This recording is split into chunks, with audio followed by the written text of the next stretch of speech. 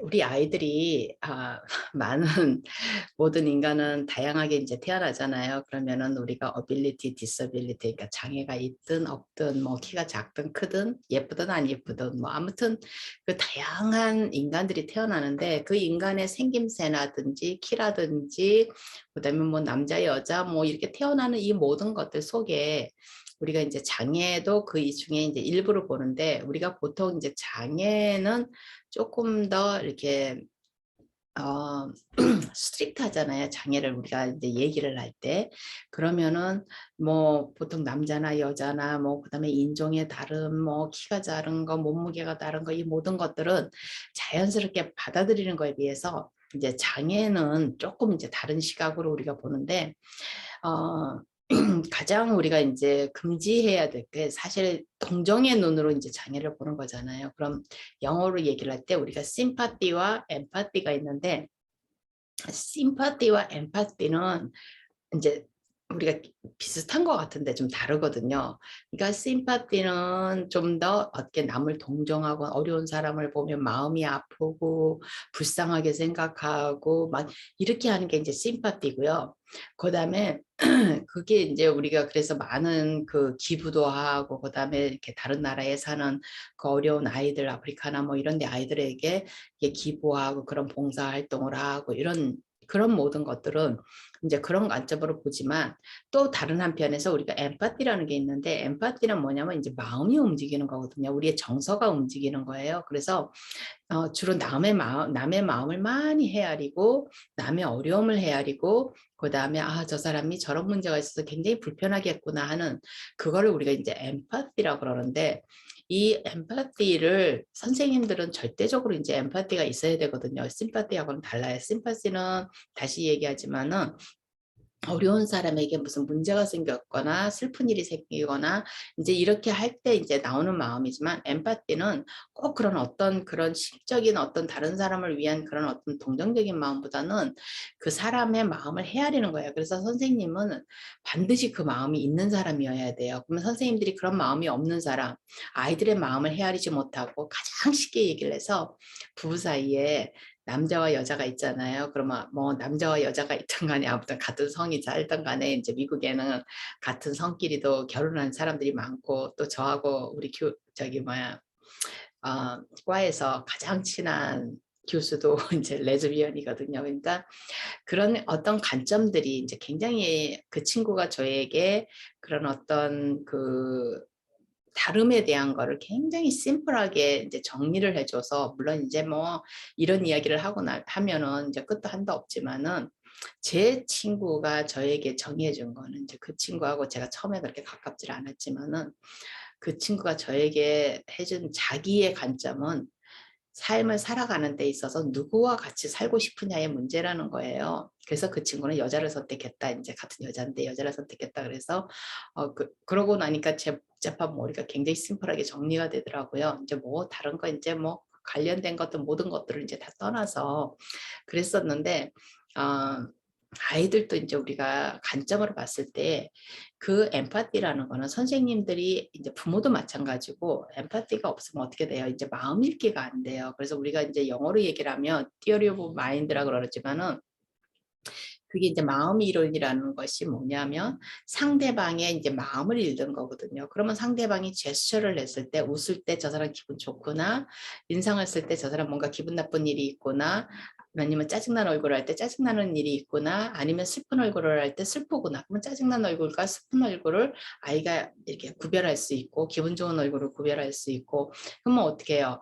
말을 하지 않았지만 언어를 배제한 그것들을 읽는 거예요. 상대방이 가만히 앉아있는데 보통에는 굉장히 즐겁게 밝게 이렇게 막 이렇게 말을 잘하던 친구가 어느 날 갑자기 굉장히 조용해져 있다, 조용하다. 그러면 이제 저 친구한테 무슨 일이 있구나 우리가 아는 거예요. 근데 이제 그런 마음 읽기가 이제 약해지는 이게 꼭 장애가 없어도 우리가 이제 어른들을 상대로 보면은 이제 마음 읽기가 굉장히 약하잖아요. 그러면 이제 우리가 성으로 얘기할 때 저는 이제 남자라고 사귀고 있으니까 그러면 이제 가끔가다 굉장히 궁금할 때가 있어요. 굉장히 살뜰하고 알뜰하게 챙기지만은 굉장히 마음 읽기를 잘하는 사람 같은데 중요한 부분에 있어서 마음 읽기가 안 돼요. 그러면 이제 우리가 보통 성으로 얘기를 할 때 남자들은 여자들의 마음 읽기가 안 된다. 여자들은 남자들의 마음 읽기가 안 된다. 우리가 이제 이런 이야기 많이 하잖아요. 그런 것처럼 이 아이들을 이제 우리가 키우는데 아이들은 특히나 아이들이 어리면 어릴수록 어때요? 언어로 자기 마음을 잘 구분을 못 하잖아요. 그러면 이제 아이들이 우리가 오감이라 그러지만은 5가지의 감각이라 그러지만 사실은 감각이 8가지 뭐 10가지 굉장히 세분하게 나가면 나가거든요. 근데 그 오감이라는 건 눈, 코, 입, 눈, 코, 입, 귀, 그다음에 뭐가 있죠? 눈, 코, 입, 귀, 그다음에 이제 터치가 있죠. 이렇게 이제 스킨에 와서 닿는 그 감각이 있지만 그 안에는 이 몸의 움직임에 관계된 그 이제 제가 한국말을 모르니까 몸의 이제 밸런스 자기가 딱 서서 있는 밸런스 감각도 있고 그다음에 자기가 몸을 움직일 때 이제 얼마나 센시티브하게 그러니까 몸의 움직임에 이제 센시티비티가 연결이 돼요. 굉장히 센스 있게 몸을 움직이면 춤을 잘 추는 사람도 어때요? 굉장히 몸 감각이 좋은 사람들, 요가 뭐 이런 것들이 이 몸의 운동 신경이 좋은 사람들 이런 사람들이 이제 몸의 운동, 모로 센스가 굉장히 좋은 사람들이거든요. 근데 아이들은 대부분의 장애가 있는 아이들은 모로 센스가 떨어져요. 그래서 제가 그거에 대한 강의를 하나 이제 올려놓은 게 있는데 이런 것처럼 이 모든 감각 속에 이제 뭐가 있냐면 이 속에 있는 감각을 아는 거예요, 아이들이. 그래서 목이 마른 감각을, 목이 마르면 목이 마르다는 걸 알고, 배가 고프면 배가 고프다는 걸 알고, 그 다음에 어디가 아프면 아프다는 걸 알고, 가려우면 가려운 걸 알고, 이 속에서 일어나는 일들은 눈으로 보지를 못하기 때문에 아이들이 표현을 안 하면 어른들이 잘 몰라요. 그래서 아이가 배가 고파도 배가 아프다 그러면서 막 울면 어른들은 진짜 배가 아픈 줄 알거든요. 근데 사실은 애가 배가 고픈 감각이에요. 목이 막 마른데 애가 막 아파 하면서 막 운단 말이에요. 그러면은 어른들은 이제 당황하죠. 그 다음에 화장실을 가고 싶고 오줌을 마렵고 싶거나 응아를 하고 싶은데 아이들이 그 감각을 센스 있게 그게 무슨 감각이라는 걸 아이들이 알지를 못하면 이제 막 울어요. 막 울면은 어른은 이제 아이들을 집에서 24시간을 아이들을 보면서 이제 키우고 있는 부모들은 거의 대부분이 이제 아이들의 동작을 보면서 알기는 하거든요. 근데 선생님들은 이제 자기 아이를 키우는 게 아니잖아요. 자기 아이들을 교육시키는 게 아니고 이제 남의 집 아이들을 교육시키는 거기 때문에 이제 주로 부모님들이 이야기는 해주지만은 막상 이제 아이들이 그렇게 몸으로 막 언어 소통이 안 되면 굉장히 어렵잖아요. 어렵고 굉장히 힘들거든요. 그래서 이런 모든 것들을 선생님들이 그런 모든 것들을 아이들을 보면서 그걸 아는 게 이제 우리가 에mpa티라는 건데 그러니까 결국에는 이제 아이들의 정서를 읽는 거죠. 정서를 읽고 말하지 않는 그거를 읽을 수 있는 그건데 굉장히 센시티브한 사람들이에요. 이제 이런 사람들이 이제 선생님이 되면 아무래도 이제 문제아들이 아이들이 이제 막 소리를 지르고 막 이렇게 하는 아이들이 조금 적죠. 왜냐하면 선생님이 아이들을 얼른 이게 모습만 봐서 벌써 아이들은 다 왜냐면 모든 인간은 자기의 감정에 불편하다고 그래서 바로 소리 지르는 사람은 없어요. 전부 다 이렇게 참아요. 처음에는 이렇게 트리거 사인이 있거든요. 자기가 절제할 수 있을 만큼 하다가 결국에 이제 나타나는데 그렇게 참고 있는 그거를 선생님이 바로 캐치를 하고 엄마가 바로 캐치하고 아빠가 캐치를 하면 이제 아이들이 폭발하는 일이 좀 적어져요. 그래서 이제 그런 것들이 굉장히 중요한데 이제 우리가 앤 설리반과 이제 헬렌 켈러를 얘기할 때 우리가 이제 앤 설리반이 굉장히 이제 유명하고 그 다음에 대단한 선생님인 거 다 알고 있고 그 다음에 앤 설리반이 없었으면 역사에 헬렌 켈러라는 사람이 없고 그래서 뭐 오늘날에 많은 사람들이 이제 헬렌 켈러에게 저기 뭐지 헬렌 켈러를 보면서 이렇게 뭐죠 정신적으로도 도움을 받고 이제 우러러 보면서 우리가 롤 마들이 돼서 특히나 이제 장애가 있거나 이런 친구들이 많이 그러는데 그런 이제 헬렌 켈러가 없단 말이에요.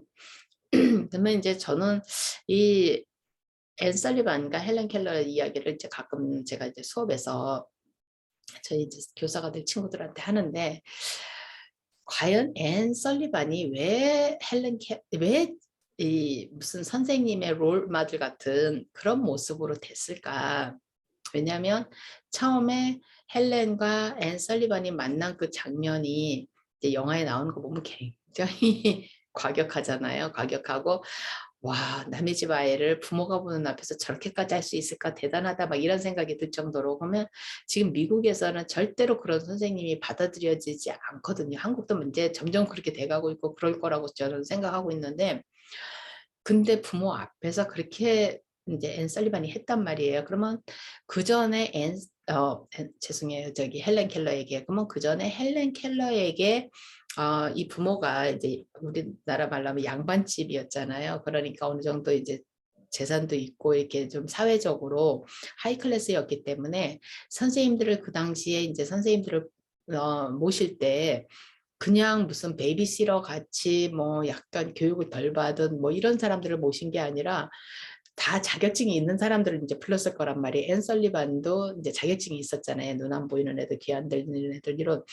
그러면 그 시절에는 우리가 눈에 보이는 장애들만 장애로 했기 때문에 사실은 장애 교사 자격증 과정 자체가 굉장히 심플하고 간단했단 말이에요. 지금 이제 우리가 지금 하고 있는 것보다는. 그러면 이 친구는 앤 설리반은 이제 전부 그 설티파이드 티처잖아요. 자격증이 있는 교사인데 그 전에도 그런 교사들이 왔다가 첫날 하루 이틀 못 견디고 다 갔단 말이에요. 근데 갔는데 대부분의 이유가 뭐예요?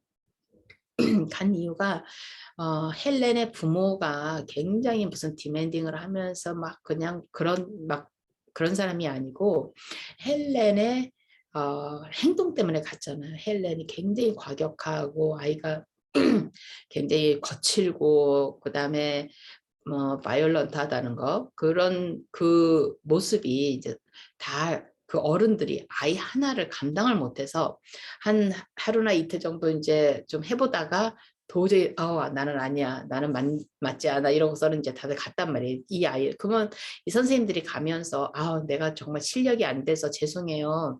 이 아이를 제가 가르칠 실력이 안 돼 이러고 간 사람은 아무도 없을 거예요. 없고 다들 뭐라 헬렌이 너무 힘들어서 도저히 헬렌에게서 희망이 안 보여서 이래서 이제 갔을 거란 말이에요. 이 선생님들이. 그러면은 앤 설리반은 와서 안 갔어요. 안 갔죠? 안 가고 앤 설리반은 처음에 와서 이제 헬렌이 하는 것들을 전부 다 이렇게 지켜봤을 거 아니에요. 지켜보고 난 다음에 이제 하자 하고 했을 때 그러면 앤 설리반은 무엇을 보고 헬렌을 시작을 했을까? 근데 이제 저는 그 중에서 가장 중요한 게 앤 설리반이 자기 자신에 대한 자기 자신을 보는, 자기를 아는, 자기 인식을 했다고 생각을 하거든요. 그러면 이제 앤 설리반은 헬렌의 집에를 갔을 때 뭐로 갔냐면 교사로 간 거예요. 선생님으로 간 거예요. 그러니까 앤 설리반은 자기가 선생님이었던 거예요. 말이 좀 이상하잖아요. 뭐 다른 사람들은 선생님이 아니었나? 그래도 앤 설리반은 선생님, 자기가 선생님이라고 자기 스스로가 자기가 선생님이라는 그런 컨피던스가 자신감이 있었기 때문에 그리고 자기가 좋은 그 교육을 정확하게 받은 선생님이라는 거에 대한 그런 어떤 자신감과 그다음에 뭐라 그러죠? 그런 것이 뚜렷했기 때문에 앤을 봤을 때 이 아이가 하는 행동을 본 게 아니라 선생님의 눈으로 이 아이를 교육의 대상으로 본 거예요. 이 아이가 교육이 가능한 아이인가 아닌가를 아마 앉아서 봤을 것 같아요. 이제 제가 아이들을 볼 때 이 아이가 교육이 가능한가 안 가능한가. 교육을 거의 다 가능하죠. 그런데 내가 이 아이를 교육해서 어디까지 끌어올릴 수 있을까. 이 아이를 어디까지 내가 같이 갈 수 있을까를 이제 본단 말이에요. 교사의 눈으로 봐야죠. 그러면 이제 아이를 뭐 이 아이가 착한 아이냐, 뭐 안 착한 아이냐, 뭐 예쁜 아이냐, 못생긴 아이냐, 부잣집 아이냐, 가난한 집 아이 이런 거를 보는 게 아니에요. 교사들은 아이 자체만을 보는 거예요. 아이의 행동을 보는 것도 아니에요. 물론 이제 아이를 보는 것 속에는 아이 행동도 다 들어가지만은 그 아이가 보여주는 그 행동 속에 있는 아이를 보는 거예요. 제가 이제 그 전에 강의에서 얘기를 했지만 아이 속에 있는 행동에서 아이가 막 행동을 하면은 어때요? 그 행동만 보이잖아요. 아이 얼굴 막 행동하는 게 뭐 예를 들어서 아이가 막 그냥 집어 던지고 과격하게 막 부시고 막 이런단 말이에요. 그러면 어때요? 부시고 아이가 던지고 아이가 땡깡을 부리고 막 이러는 모습만 보이지 정확하게 그 아이가 그러고 있을 때 그 아이의 표정을 본다든지 그 아이의 눈빛을 본다든지 이러는 어른들은 그렇게 많지 않아요. 보통은 이제 아이가 이렇게 벌리고 있는 이 쇼에 다들 이제 이렇게 겁을 먹죠. 어른들도 겁 먹죠. 아이들이 막 그렇게 하면 꼬맹이가 그렇게 해도 어른들이 긴장을 하거든요. 왜냐면 어떻게 해야 될지를 모르는 순간들이 오잖아요. 그러면은 이제 아이의 그런 모습에 어른들이 아이의 눈을 보고 그걸 하면서 아이의 눈을 보면 어때? 눈은 마음의 거울이라 그러잖아요. 거의 아이들의 눈을 보면 이제 아이 마음속이 보이고 아이 머릿속이 보이거든요. 이 아이가 지금 정말로 이성을 완전히 잃어서 아이들이가 정말 180도로 우리나라 말하면 뭐 뿅 간 것처럼 180도로 아이가 완전히 이성을 잃고 지금 이걸 하고 있는 건지 아니면 아이가 지금 자기가 무슨 뭘 하고 있는지를 알면서 이걸 하고 있는지 그러면 아이가 뭘 하고 있는지를 알면 어때요? 다른 사람이 자기가 하는 행동에 대한 반응을 아이가 관찰을 해요. 관찰을 하면서 지속하거든요. 그럼 내가 더 갈 것인지 내가 스탑할 것인지 근데 아이가 이걸 계산하고 하는 건 아니에요. 아이가 무의식이에요. 무의식인데도 아이들이 이제 그렇게 한단 말이에요. 힘이 없고 아이들은 힘이 없고 자기가 결정을 할 수 있는 그 나이가 아니기 때문에 결국엔 어때요? 어른들에 예속해서 어른이 해줘야지만 하는 거기 때문에 거꾸로 이제 어른들을 그렇게 테스트를 하는 거예요. 그래서 어른이 내가 원하는 쪽으로 움직이게 만들기 때문에 그러니 이제 앤 설리반도 헬렌 집에 갔을 때 첫날, 둘째 날 이렇게 이제 보면서 헬렌이 보이고 있는 그 헬렌이 하루를 지내고 있는 헬렌의 하루를 보면서 이 아이가 어떻게 세상을 살아가는가를 보였을 거 아니에요. 어떻게 이 아이가 세상을 살고 이 아이가 어떻게 세상을 움직이고 왜냐하면 눈도 안 보이고 귀도 안 보이고 그러니까 말도 잘 못하고 이 아이가 어떻게 세상과 소통을 할까? 그 소통이라는 건 뭐예요? 뭐 앉아가지고 너랑 나랑 무슨 뭐 대화를 하고 이런 소통이 아니라 자기가 원하는 것들 거의 이제 동물적 본능이죠. 배가 고플 때, 어디가 아플 때, 어디가 불편할 때, 무엇을 하고 싶을 때 그럴 때 이 아이가 어떻게 세상을 움직이는가를 보는 거죠. 어떻게 세상을 요리하는가를 보는 거예요. 근데 그거를 헬렌이 어떻게 해요? 사람들에게 충격을 주면서 하잖아요. 굉장히 과격한 행동, 막 강폭한 행동, 막 그러면서 자기를 이제 헐타는 행동. 그러면 어른들은 특히나 부모가 제일 못 견디는 게 아이가 자해를 하는 행동이잖아요. 이제 그런 행동을 하면 이제 막 어른들이 막 쩔쩔쩔쩔 매죠. 아이가 뭘 원하고 뭐가 필요한가를 이제 알려고 막 쩔쩔 매면서 이제 아이를 막 달린단 말이에요. 그러니까 그런 모습들을 보는데 누구의 눈으로 봤어요? 선생의 눈으로 본 거예요. 그러니까 앤 설리반은 내가 이 아이를 감당할 수 있을까? 감당할 수 없을까? 이렇게 아이를 쳐다본 게 아니라 이 아이가 지금 어떤 식으로 세상과 소통을 하고 있지? 눈도 안 보이고 귀도 안 보이고 말도 잘 못하는 이 아이는 지금 무엇을 하고 있을까? 그러면은 앤 설리반이 이제 저라면은 이 아이가 그런 행동을 한다는 건 뭐예요? 아이가 머리를 쓴다는 거예요. 두뇌를 쓰고 있다는 거예요. 세상을 자기가 자기 방식대로 지금 세상을 다루고 있다는 거거든요. 그러면은 어때요? 아이가 두뇌가 있는데 머리가 있는데 IQ가 있는데 지적 능력이 있는데 그 지적 능력을 아이가 어떻게 써야 될지 세상과 어떻게 소통을 해야 될지를 아이가 못 배운 거예요. 깐난쟁이부터. 왜? 장애가 있으니까 모든 어른들이 이 아이에게 뭘 보였어요? 심파티를 보였어요. 엠파티가 아니라 심파티를 보여서 아이를 동정하고 불쌍하게 생각하고 얼마나 힘들까 생각하고 그러니까 어떻게 돼요? 절절절절 매면서 거기에 있던 종들이라든지 부모라든지 이런 모든 사람들이 거의 아이를 위해서 그냥 스탠바이 상태로 봤단 말이에요. 그러면 이 아이는 깐난쟁이부터 어릴 때부터 어떻게 사람들이 자기한테 하는 걸 보잖아요.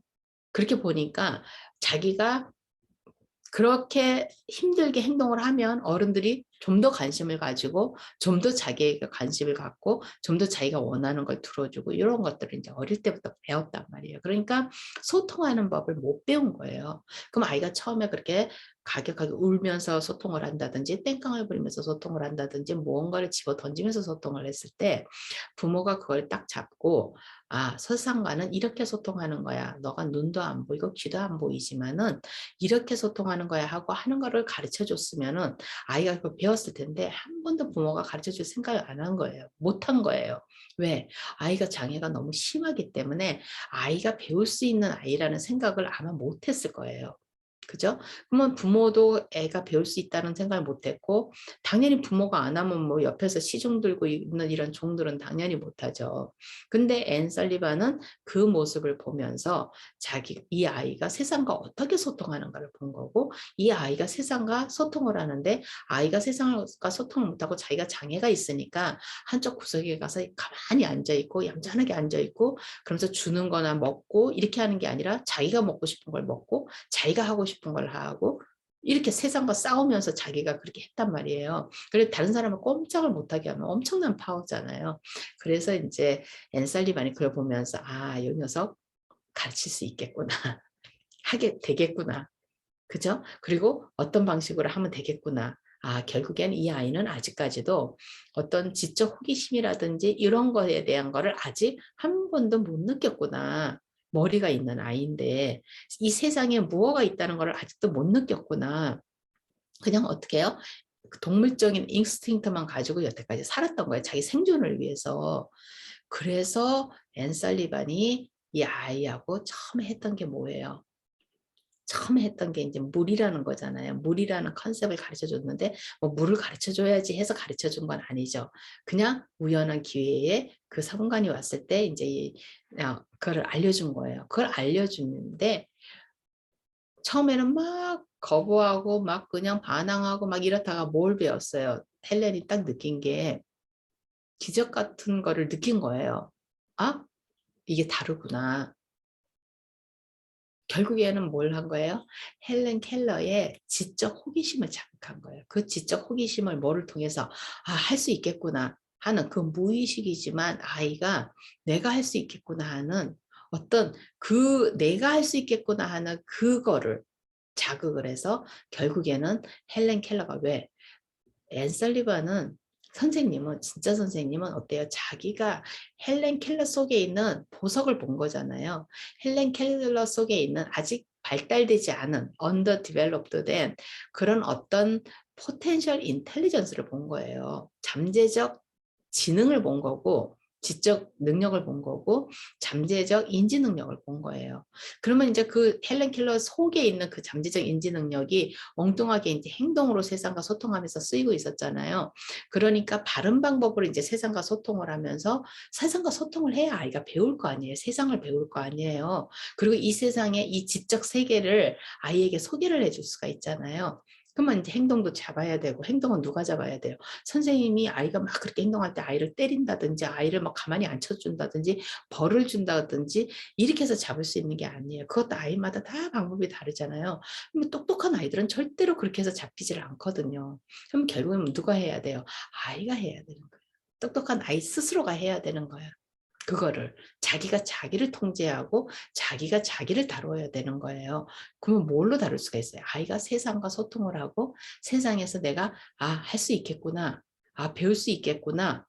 이런 기적이 있구나. 이러면서 아이가 서서히 뭐예요? 행동이 동물적인 먹고 마시고 자고 자기가 좋아하는 거 맛있는 거 먹고 이런 관심에서 관심을 지적 관심으로 돌린 거예요. 이 세상의 지적 호기심으로 돌린 거예요. 이 세상에 이 삼라만상에 이 많은 것들이 얼마나 흥분되고 익사이링하고 이런 걸과 풀리 가득 차 있다는 걸로 돌린 거예요. 그걸 서서히 돌려간 거예요. 그럼 어떻게 해요? 아이가 그렇게 이 세상과 소통을 하기 시작하면 당연히 몸으로 의사소통을 할 일이 점점 줄어들죠. 그죠? 점점 줄어들고 아이가 세상과 이제는 어떻게 해요? 동반자가 돼서 같이 소통을 하면서 같이 나가는 그런 아이가 되어 가는 거예요. 그러니까 모든 것들이 아이가 해야 되는 거예요. 아이가 스스로가 자기의 능력을 느끼고 자기 재능을 느끼고 자기가 할 수 있다는 걸 느끼고 그렇게 하면서 아이가 해야 되는 거예요. 그래서 제가 계속 장애를 가진 아이들이 선생님을 만나서 그런 장애가 가진 아이들 속에 있는 왜냐하면 모든 아이들은 속에 인간이 우리가 이제 살아가지만은 죽을 때까지 우리가 가지고 있는 모든 그런 어떤 우리가 그래서 잠재적 재능이라 그러잖아요. 잠재적 능력. 저도 어떤 잠재적 능력이 아직까지 이 나이가 돼서 아직도 개발 못하고 제가 살다가 이제 그냥 수 있는 그 잠재적 능력들이 얼마나 많겠어요. 그러니까 아이들도 마찬가지잖아요. 그러면 결국에는 자기가 이제 그런 것들이 기회가 됐어요. 그러니까 선생님은 뭐가 돼요? 이제 이 기회가 선생님을 그걸 자극해주는 똑똑한 아이들의 얘기예요. 그러니까 헬렌 켈러는 굉장히 럭키한 아이였죠. 눈도 멀고 귀도 멀었지만 어때요? 말도 잘 못하지만은 지능을 가지고 태어난 친구였어요. 근데 이 지능을 가지고 태어난 이 친구가 헬렌 켈러를 못 만났으면 어떻게 돼요? 자기가 가지고 있는 지능을 가지고 세상과 그렇게 동물적으로 소통하고 이렇게 살다가 갔겠죠. 그죠? 그리고 평생에 디펜던트로 남에게 의존해서 살아야 되니까 부모는 헬렌 켈러를 이제 뭐 시설이라든지 이런 데 요양원 같은 이런 데에다가 넣고서는 결국엔 자기네 마지막에 이제 죽기 전에 그런 걸 어레인지 했을 거고 그렇게 됐을 텐데 이런 기적적으로 자기 안에 있는 그런 보석 같은 자기의 그 개발되지 않은 지적 능력을 본 선생님을 만났기 때문에 이 친구가 그 정도로 세상에 알려지게 되고 자기 일을 하게 되고 굉장히 개성 있는 친구로 평생을 살다가 이제 가게 됐잖아요. 그래서 굉장히 우리가 이제 지금 부모님들도 저는 부모님들을 굉장히 많이 강조를 해요. 왜냐하면 그전에도 말씀을 드렸지만 부모님이 애들하고 제일 시간이 많고 아이들을 또 제일 많이 알고 있고 그죠? 그래서 우리가 이제 선생님들이 교육을 받아서 그다음에 이제 교사 자격증을 받잖아요. 그런데 부모님은 이제 그 선생님들이 교육을 처음부터 교사 훈련을 받아서 교사 자격증을 이제 받았다고 이제 생각을 하잖아요. 근데 솔직히 말하면 지금 이제 한국의 교사 자격증 과정이 많이 바뀌었겠지만은 사실은 선생님들이 읽고 있는 그런 과목 책들 이런 것들을 부모님들이 이제 보통 이제 우리 학교 저희 이제 미국에 이제 저희 교사 과정 이제 이렇게 프로그램을 보면 실제적으로 전적으로 교사에 관계되는 교사를 가르치기 위한 그 교과목은 한 10개에서 한 15개도 안 돼요. 10개 조금 넘어요. 10개나 10개 조금 넘거든요. 그러면 한 30학점 되거든요. 그러면 이제 대학 그 학사 학위를 받기 위해서 이제 교양 과목도 들어야 되고 이렇게 하는데 미국과 달리 한국은 많은 교사들이 이제 듣는 과목들이 이제 미국을 기준으로 저는 말씀을 드린 거고 한국에는 막 1학점짜리 2학점 학점이 다 다르니까 미국은 보통 이제 평균이 3학점이거든요. 그리고 이제 가끔가다 2학점짜리가 있고 또 가끔가다가 이제 우리가 방법론 클래스 같은 경우 4학점짜리도 있고 5학점짜리도 있긴 하지만은 굉장히 좀 드물고 거의가 이제 3학점이 이제 기준이거든요. 그러면은 제가 30학점, 40학점 이렇게 얘기를 하지만은 한국에서는 그런 이제 과목들을 굉장히 과목 수가 훨씬 많은 것 같아요. 미국보다도. 저도 이제 한국에서 교사 자격증을 했지만 굉장히 과목 수가 많은데 실질적으로 들을 수 있는 교사가 하는 거는 이제 보통 모든 것들이 이제 소개가 되는 게 나중에 이제 제가 기회가 되면 한번 교사 자격증 이 과목들을 제가 어딘가 특수교육을 얘기한 것 같은데 그런 것들을 이제 웹사이트를 가면 이제 교육부에서 나오는 교사들 그 스탠다드나 커리큘럼 같은 게 나오거든요. 그러면 그런 책을 한 몇 권만 읽으셔도 이 부모님들이 충분히 집에서 교사가 돼서 아이들을 가르칠 수가 있어요. 그리고 학교에서 많은 아이들을 놓고 하는 선생님이 하는 그런 것보다는 제가 그전 강의에서도 얘기했지만 저는 아이들에게 가장 기본적으로 자꾸 이렇게 교과목을 따라가려고 노력을 안 하는 게 좋다고 생각을 해요. 자꾸 왜냐하면 장애가 있는 아이들을 가르치면서 자꾸 일반 아이들의 학과목 리딩을 막 열심히 하고 해서 아이들이 무슨 시험을 봐가지고 중학교도 가고 고등학교도 가가지고 일반 학과목을 잘해가지고 아이가 무슨 기술도 배우고 아니면 아이가 대학을 가고 이것도 굉장히 중요하지만은 기본적으로 부모님들이 진짜 집에서 하는 거는 아이들의 그런 어떤 그 의식, 그죠? 그 다음에 인지 능력, 지적 능력, 이런 것들을 이제 그래서 이렇게 지각 능력, 이런 것들, 그런 것들. 그래서 가장 좋은 게 뭐냐면 어른들이 조금 이제 쉬운 책을 발견할 수 있으면 인지 심리학에 관계된 책을 많이 좀 찾아서 읽어보시면 인지 능력이 근데 지금은 이제 꼭 책 책보다는 저는 구글 같은 데를 이렇게 찾아보면은 굉장히 많거든요. 쉽게 설명한 것들이 많아요. 이제 책은 한 책을 저도 이제 책을 이렇게 써보지만은 한 책을 위해서 쓰기 위해서는 기본적으로 있어야 되는 것들이 있어요. 근데 꼭 필요하지 않아도 이렇게 넣게 돼요. 이게 이제 규모를 만들기 위해서. 그렇기 때문에 굳이 이렇게 책 안에서 보통 우리가 이제 저도 이제 학생들 텍스트북을 고를 때 보면은 한 12개, 13개의 챕터가 있으면 그 중에서 수업에 정작 제가 필요한 거는 서너 개밖에 안 돼요. 그렇기 때문에 부모님들이 이제 구글에 가면은 많은 인포메이션이 있으니까 특히나 이제 아이들의 이 머리에 관계된 것들, 이 인지 능력에는 이 머리 멘탈 능력만 있는 게 아니라 우리가 정서, 사회성, 언어, 그다음에 이분 모로 그 센스까지 전부 다 인지 능력이에요. 그렇잖아요. 뭐 머리가 잘 돌아가는 아이들이 몸도 빠르고 설사 이 친구들이 제가 그전에도 어느 강의에서 얘기를 했지만 운동을 하는 친구들은 머리가 나쁘면 운동을 할 수가 없어요. 기본적으로 비주얼 퍼셉션이 굉장히 좋아야 되기 때문에 이게 시지각이 그리고 특히나 시 공간 지각이 엄청 좋아야 되거든요. 그 시 공간 지각을 보는 순간 몸이 움직여야 되기 때문에 굉장히 머리가 좋은 친구들이에요. 단지 이제 우리나라의 교육이 그렇게 미국이랑 달라가지고 운동을 한다 그러면 아이들이 이제 학과목도 안 들어도 되고 이렇게 오히려 그냥 듣는 게 이상하게 아이들을 그렇게 해서 어릴 때부터 이 공부하는 훈련을 이 친구들에게 안 시켜서 그러지 너무 어릴 때부터 이제 운동을 시켜가지고 그렇기 때문에 부모님들이 이제 그런 거를 이렇게 쭉 좀 공부를 하시면 책 몇 권만 읽으셔도 부모님들이 조금 센스가 있으신 분들은 금방 이제 깨닫거든요. 그래서 그리고 또 아이들이 이제 그런 어차피 아이들에게 인지 능력에 대한 이거를 우리가 키워도 어차피 아이들에게 이제 학습으로 해야 되잖아요. 그죠? 그러니까 제가 이제 엊그제도 저희 클래스에서 이제 친구들한테 어텐션에 관한 이야기를 하면서 우리가 어떻게 그 뭐죠 선택적 주의, 그 다음에 이제 그 뭐죠 지속적 지휘, 그 다음에 이제 집중하는 거 이런 것들을 아이들에게 이제 어떻게 훈련을 할 거지 이게 안 되면 왜냐하면 아무리 머리가 좋은 아이도 일단 어텐션이 주의가 집중이 안 되면 아이들이 배우지를 못하니까 그러면 이제 아이들에게 이제 그거를 아이들에게 어떤 학습을 시킬 것인가를 쭉 제가 설명을 하면서 예를 들어서 이제 뭐 그거를 뭐다 설명할 수 있을까 주의 집중이라는 학습을 특별히 그것만을 위해서 학습을 찾으려고 그러지 말고 모든 거에 그게 들어가 있다. 그러면은 이제 부모님들이 얘기할 때는 어떻게 해요? 밥 먹는 것에서도 주의 집중 우리가 트레이닝을 시킬 수가 있어요. 근데 힘들지 않게 간식을 먹으면서도 시킬 수가 있고 뭐 다른 액티비티를 하면서도 시킬 수가 있고 아이들하고 무슨 레고라든지 무슨 퍼즐이라든지 아니면 무슨 컵을 갖다 놓고 뭘 하든지 이런 거를 하면서도 우리가 그 훈련을 할 수가 있거든요. 문제는 뭐냐면 이거 했다 저거 했다 이거 했다 저거 했다 하는 게 아니라 학습으로 하는 거기 때문에 우리가 왜 덧셈을 가지면 어때요?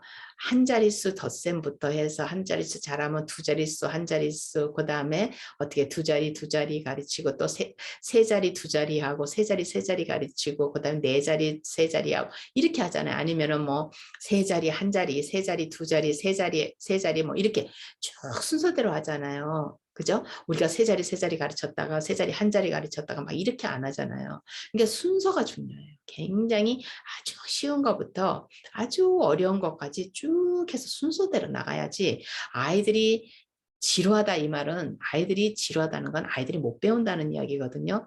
아이들이 못 배우면 지루해져요. 그리고 무슨 말인지 모르면 지루해지고 우리가 예를 들어서 제가 지금 중국말을 배운다고 쳐보세요. 중국말 하나도 못하는데 중국 아이한테 원어민 수업하겠다 그러면서 중국 아이하고 앉아가지고 하는데 중국 아이가 막 떠들면은 제가 집중이 되겠어요. 나중에 한 5분 정도, 10분 정도 듣고 있다 막 머리가 막 아파오죠. 아파오면서 이제 딴 생각하기 시작하겠죠.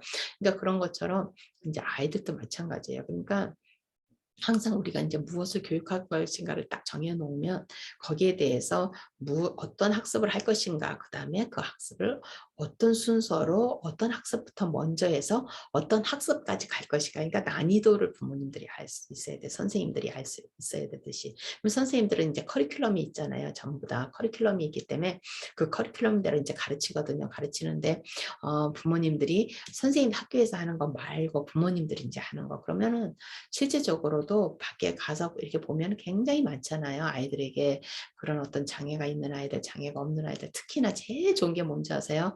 프리스쿨 아이들이 하는 학습이 제일 좋아요. 아이들에게.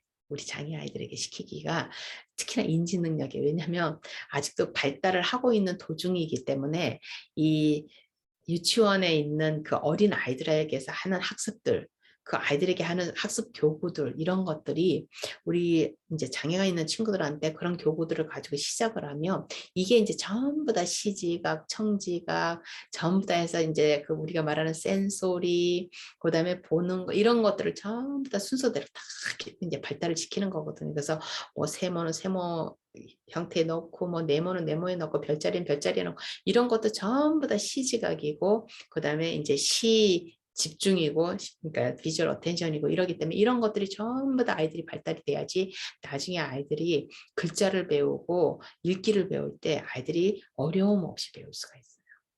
그래서 하여튼 이야기가 이제 앤 설리반 이야기 하다가 여기까지 갔지만은 이제 가장 중요한 게 제가 앤 설리반 이야기를 한 것도 아이들 속에 있는 아이들이 장애가 있든 아니면 문제 행동이 굉장히 심하든 그 속에 있는 아이를 볼 수 있는 어른 그거를 보려면 어른에게 엠파티가 필요한데 그 엠파티 사람 마음 읽기 이런 것들이 이제 선생님이 강해야 되고 자기가 선생님인데 선생님이 되고 싶은데 다른 사람에게 마음 읽기가 안 되고 친구가 왜 저렇게 행동하는지를 이해를 잘 못하겠고 친구가 자기한테 화를 내는 걸 이해 못하겠고 엄마가 자기한테 막 얘기를 하는데 뭐가 못마땅해서 엄마가 자꾸 저러는지 잘 이해를 못하겠고 이렇게 이런 친구들은 사실은 교사를 하기가 좀 힘들어요. 그러면 나중에 아이들 마음 읽기도 안 되기 때문에 아이들 마음의 읽기가 안 되면 이제 학교 교실 안에 이제 막 난장판이 되거든요. 왜냐하면 아이들 마음 읽기가 돼야지 미리미리 아이들을 다루게 되고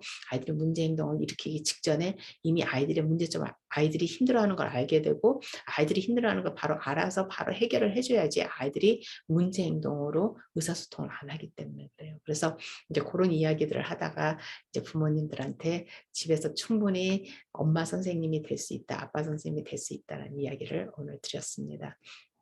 제가 사실은 오늘 계속 이상하게 딱 시작하려고 그러는데 계속 기침이 나서 갑자기요. 그래서 몇 번을 지금 한 6번쯤 하다가 지금 끊고 또 다시 하고 다시 하고 다시 하고 했던 것 같아요. 그래서 사실은 시간이 없어서 많은 거를 이렇게 자주자주 못 하는데 그래도 이제 웬만하면 생각나는 게 있으면 한 번씩 이야기를 하려고 그러는데 하여튼 오늘 그랬습니다. 그래서 오늘은 요쯤 하고 이제 다음에 또 제가 다시 하도록 할게요. 그리고 한번 부모님들이 이제 선생님이 되는 연습을 하면서 무엇이 가장 어려울까?